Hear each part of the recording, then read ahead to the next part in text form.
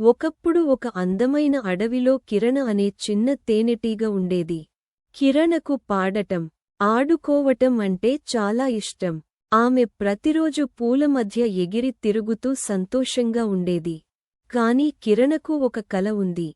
ఆమె అద్భుతమైన సంగీతం సృష్టించాలనుకుంటోంది. ఒకరోజు కిరణ ఒక పెద్ద చెట్టు దగ్గరికి వచ్చింది. ఆ చెట్టు మీద పొడవైన పచ్చని తీగలు వ్రేలాడుతున్నాయి.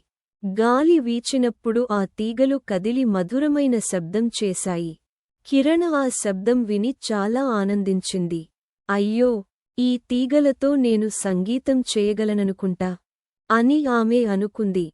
కిరణ తన చిన్న రెక్కలతో తీగలను తాకి చూసింది. కాని ఎలా సంగీతం చేయాలో ఆమెకు తెలియడం లేదు. ఆమె పదే పదే ప్రయత్నించింది కాని బాగా రావడం లేదు.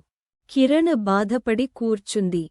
అయ్యో, నేను ఎప్పటికీ సంగీతం చేయలేననుకుంటా అని ఆమె విచారంగా అనుకుంది. అప్పుడు వృద్ధ తాబేలు రామయ్య అక్కడికి వచ్చాడు.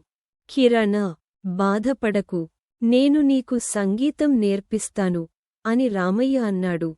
మొదట నెమ్మదిగా తీగలను తాకు, తరువాత వేగంగా తాకు. నీ గుండె నుంచి వచ్చే సంగీతమే అందమైన సంగీతం అని రామయ్య మీకు ఈ కథ నచ్చిందా? అయితే లైక్ చేయండి. మా ఛానల్ని